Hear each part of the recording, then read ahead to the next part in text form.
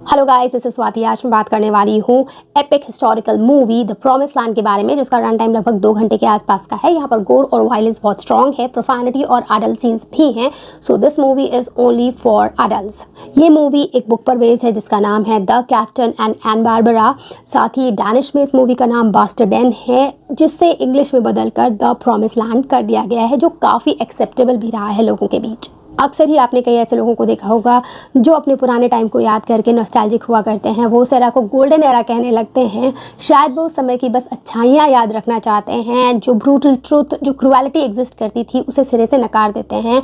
इसी ब्रूटैलिटी और क्रूएलिटी को रॉ फॉर्म में आप देखने वाले हैं मूवी द प्रॉमिस लैंड में, जब आप 18th सेंचुरी ऑफ डेनमार्क के दर्शन करेंगे कि किस तरीके से सोशल इनजस्टिस, विमेन की बद से बदतर कंडीशन, स्लेवरी, क्लास डिस्क्रिमिनेशन बहुत ही आसानी से आपको हर जगह फैला हुआ मिल जाता। एरिस्टोक्रेट्स का ही बोलबाला था। वो किसी भी तरीके से रूल्स को मैनिपुलेट कर सकते थे, जिनके आगे कभी भी कॉमन पर्सन की कोई पूंछ नहीं थी। और वो किस तरीके से सर्वाइव कर रहा था, इसे देखकर आपके रोंगटे खड़े हो जाएंगे। मैड्स मिकेंसन की एक्टिंग यहाँ पर फिनोमिनल है। ऑप्टिमल स्पीड से चलने वाली इस मूवी की इमोशनल डोज बहुत हाई है। Still thrill through out the movie बना रहता है। बाकी पूरी मूवी के साथ मेरा क्या एक्सपीरियंस है, ये मैं आपसे शेयर करती हूँ और आप डिसाइड करेंगे कि आपको ये मूवी देखनी चाहिए नहीं देखनी चाहिए। इससे पहले अगर आप नए आए हैं please subscribe. So about this movie the promise land, अगर हम स्टोरी की बात करते हैं तो कहानी आपको ले जाती है 1755 के डेनमार्क में, जहाँ पर एक सो कॉल्ड लो बॉर्न कैप्टन, लो बॉर्न कहने वाले भी एरिस्टोक्रेट्स होते हैं और उन्हें बनाने वाले भी वही एरिस्टोक्रेट्स होते हैं, बिकॉज ये कुछ बच्चे उन्हीं की अय्याशियों का नतीजा होते हैं। तभी इस मूवी का नाम डैनिश में बास्टरडन है।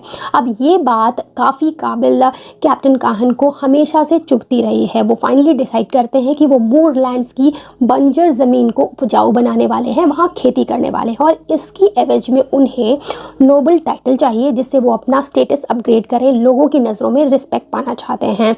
अब ये उस ज़मीन पर खेती करने के लिए रॉयल्टी से कोई पैसा नहीं लेंगे, अपनी पेंशन पर ही ये सब करेंगे। वहाँ पहुंचकर कैप्टन को ये पता चलता है कि उसे बस इस अनकल्टिवेबल लैंड को ही नहीं टेम करना है, नेचर से ही नहीं लड़ते रहना है, बट वहाँ प्रेजेंट डेकॉइट्स, आउटलॉस, वैगबॉन्ड्स के साथ साथ जो नेबरिंग लैंड के मैजिस्ट्रेट हैं, जो किंग के अगेंस्ट षड्यंत्र कर रहे हैं, इस लैंड को, जो मूरलैंड जहाँ पर ये खेती करने आए हैं, उसको इलीगली ऑक्यूपाई करने के लिए उसके अगेंस्ट भी मोर्चा साधे रहना है। तो ये सारी डिफ़िकल्टीज़ के बीच कुछ लोग उसके जानी दुश्मन बन जाते हैं और कुछ पक्के दोस्त, इतने पक्के दोस्त कि एक फैमिली बना लेता है वो, जिसमें एना बारबरा होती हैं, एक एन मेमूज नाम की क्यूट सी बच्ची होती है।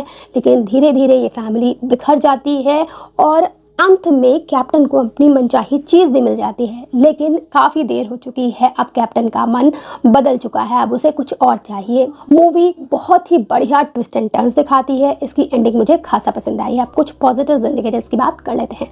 जो सबसे बड़ा और पहला पॉजिटिव मुझे इस मूवी का लगा है वो है इसकी स्टोरी, जो कि एक ट्रू एपिक की तरह है, जिसमें काफ़ी ट्विस्ट एंड टर्न्स हैं। कुछ ट्विस्ट एंड टर्न्स बहुत ज़्यादा वायलेंट है, एट द सेम टाइम कुछ ट्विस्ट एंड टर्न्स बहुत ही ज़्यादा सेंटिमेंटल हैं। ये स्टोरी आपको ह्यूमन की शेयर विल पावर के दर्शन कराती है।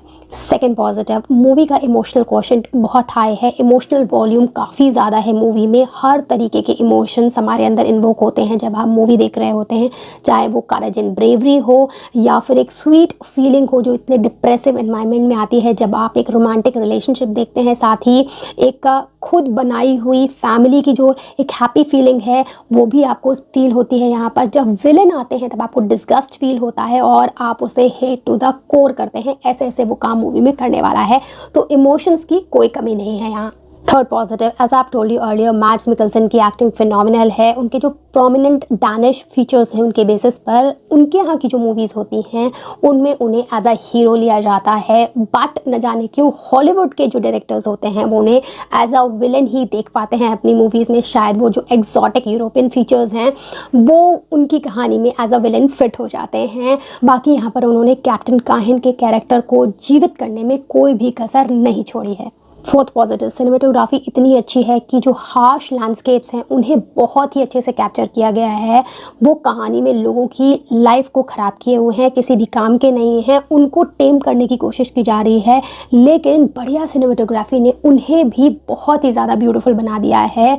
वो मूवी की ब्यूटी को एलिवेट कर रहे हैं। डायरेक्टर का विजन बहुत ही क्लियर है। उसने 300 ईयर्स पहले का जो टाइम एंड एरा है उसे बहुत ही ज़्यादा सटीक तरीके से कैप्चर किया है। कॉस्ट्यूम्स और एक्शन सीन्स को बिना मेंशन किए हुए पॉजिटिव्स अधूरे ही रह जाएंगे, दोनों काफ़ी ज़्यादा इंप्रेसिव थे। अब अगर ड्रॉबैक्स की बात करते हैं तो ये कहानी एक एपिक ड्रामा है जो कि अपनी स्पीड पर चलती है, ना ज़्यादा फास्ट ना ज़्यादा स्लो। अगर आप यहाँ पर ओवर ड्रामेटिक सीन्स और इंटेंस थ्रिल एक्सपेक्ट कर रहे हैं तो वो आपको यहाँ पर नहीं मिलने वाले हैं। बाकी मैं इस मूवी से शुरू से आखिरी तक कनेक्टेड रही हूँ। इसका इमोशनल क्वोशंट मुझे काफ़ी इंप्रेस किया है। मेरे लिए 8.5 आउट ऑफ 10 है। एज अ पीरियड ड्रामा ये एक बेहतरीन मूवी है। Do watch this, it's a fine one. That's it, bye.